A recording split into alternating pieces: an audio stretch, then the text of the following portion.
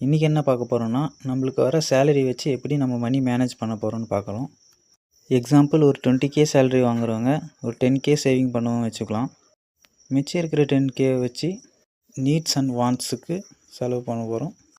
8K நீட்ஸுக்கு, 2K வாண்ட்ஸுக்கு.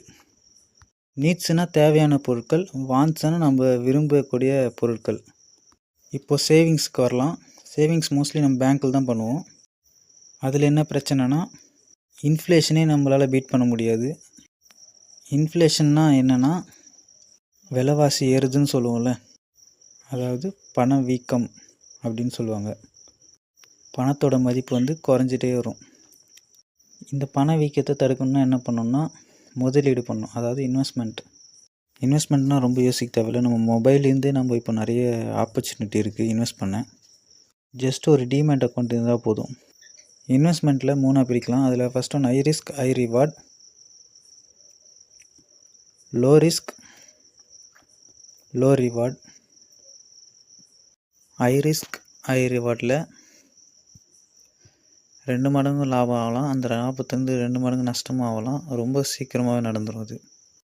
Low risk கேட்டகரியில் low reward எப்படின்னா, 5% return எடுக்கலாம், -5% லாஸ் ஆகலாம். இது வந்து low risk low reward. Mid ரேஞ்சில் என்ன பண்ண போகிறோன்னா, டைவர்சிஃபிகேஷன் பண்ண போகிறோம். பிரித்து நம்ம தனித்தனியாக இன்வெஸ்ட் பண்ண போகிறோம்.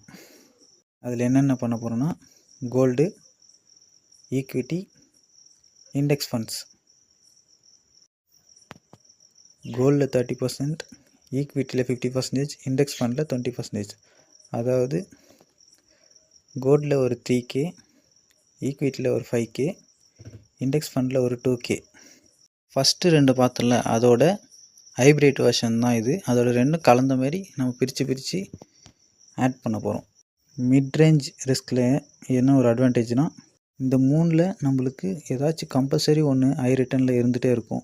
இன்னமும் ஆட் பண்ணலாம், அதை நம்ம அடுத்த வீடியோவில் பார்க்கலாம். இதில் ஏதாச்சும் டவுட்னால் கமெண்ட் பண்ணுங்கள், ஃபுல் வீடியோ போட்டுடலாம்.